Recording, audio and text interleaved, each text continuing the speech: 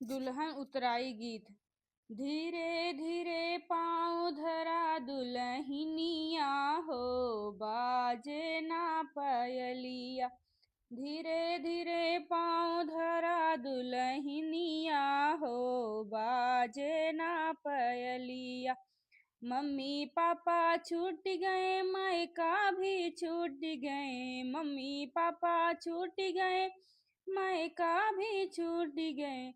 आई गईलू ससुर जी की गलियां हो, बाजे ना पायलिया। आई गईलू ससुर जी की गलियां हो, बाजे ना पायलिया।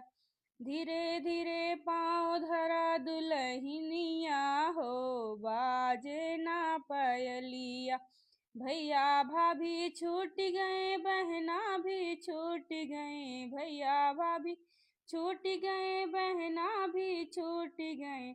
आई गईलू जेठ जी की गलियां हो, बाजे ना पायलिया।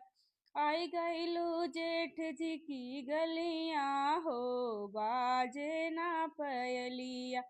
धीरे धीरे पाँव धरा दुल्हनिया हो, बाजे ना पायलिया।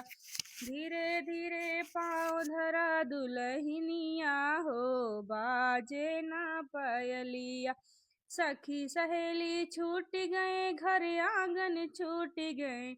आई गईलू देवर जी की गलियां हो, बाजे ना पायलिया। आई गईलू देवर जी की गलियां हो, बाजे ना पायलिया। धीरे धीरे पाँव धरा दुल्हनिया हो, बाजे ना पायलिया। बाग बगीचा छूट गए, गाँव देश छूट गए। आई गईलू साजन जी की गलियां हो, बाजे ना पायलिया। आई गईलू साजन जी की गलियां हो, बाजे ना पायलिया।